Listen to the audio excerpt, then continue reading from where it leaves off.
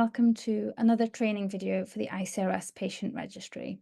Today I'm going to show you how to put Arthrosamid into the registry as a treatment.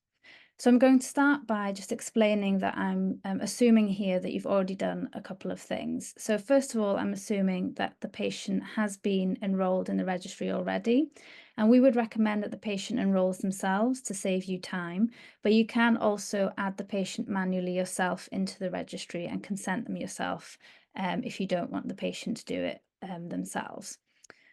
So I'm assuming here that you've already got the patient in the registry, and this is the landing page that you'll see when you first log in. So here we'll see Arthrosamid 2024, which is the patient that we're going to be using today. So now we're in the patient file, and what you can see is that there are some baseline tasks for the patient to complete, and these haven't been completed because I'm using the test system, but hopefully when you log in, you'll see that these have already been completed by the patient. So there's some self-assessments and baseline questionnaires.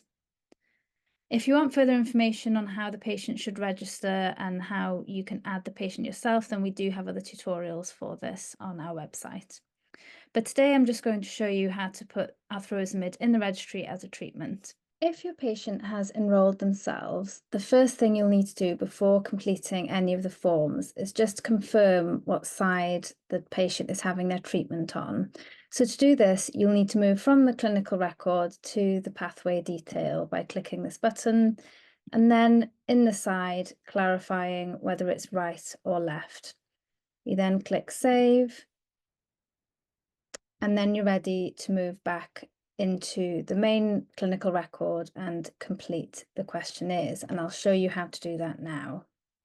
So here you'll see that there are two forms for the clinician to complete. So one should be completed before the patient has the procedure and one afterwards. You can choose to do these independently, or you can choose to do both within one sitting inside the procedure treatment form, and I'll show you how to do that now. So if you click on this, this will then ask you if you want the dataset only or the dataset and complete procedure record. If you have not filled in the first form, so the pre-treatment form, then you should complete the dataset and complete procedure record.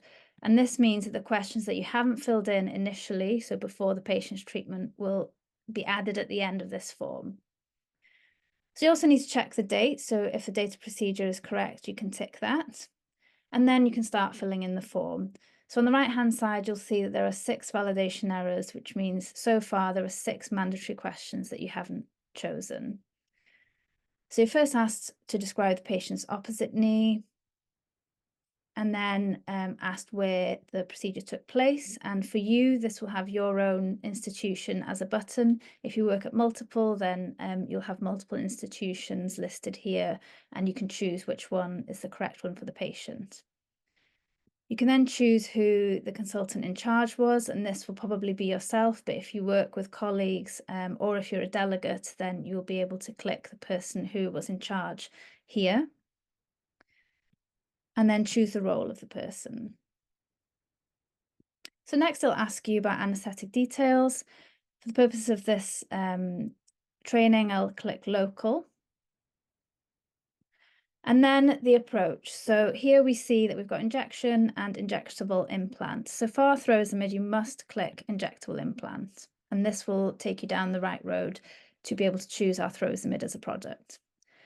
It's then asking you for a location of OA, so you can choose the compartment that the patient has OA in. You can also choose multiple, so if they have patellofemoral and medial, you'll see that it then asks what grade it was in the patellofemoral and in the medial compartment. But for ease, I'll just show one. You can also click unknown if you don't know. So then it asks you for the grade,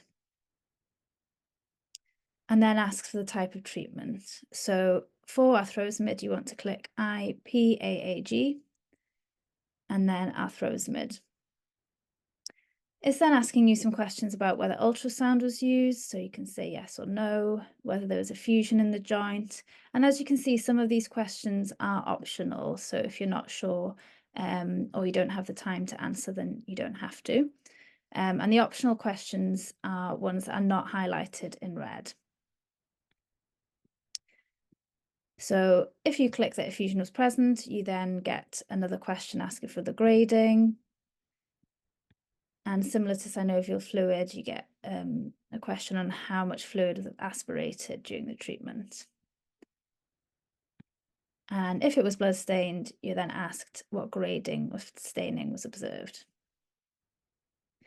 You should also include information of whether oral antibiotics were used at the time of treatment, and if, other than anaesthetic, anything else was injected alongside arthrosamid. And if you click yes, then you've got the option to put the information here. So the final question that we have here is that there are no intraoperative complications or that there were intraoperative complications. Obviously, this is not an operation, but if there were any complications when you put the injection in, then please do fill in that information. So next, you'll get a prompt saying, if you did not yet complete the initial clinical assessment, which is what the patient's information is before their treatment, then you have the option to complete this here. So if you've already completed the first form, you can click this button to say you've already completed it and finish. If not, then you're given the opportunity to complete it here. So as you can see from the right-hand side, there are 3 validation errors, which means there are 3 mandatory questions that are still unanswered. So one of these is whether the patient had a previous injection, and you can put the information here. And if the patient suffered a cartilage injury, did they suffer an associated injury? And you might not know that information. And then whether you know the alignment of the knee. There are also some additional questions that you can answer if you want to provide further information. And then when you're finished, you can click save. But before you do that, you can actually save this form as default. And what that means is that you save all the answers. So next time you come to fill in another patient's details, the form will be pre-completed with the arthrosamid details. And all you'll need to do then is change the specifics about that particular patient. And it means that filling the questionnaire might be a little bit faster for you in future.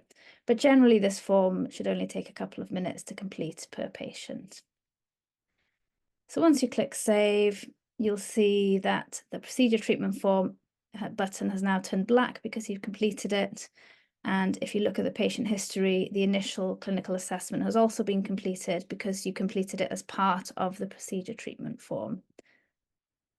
If you have any questions, then please do get in touch with me.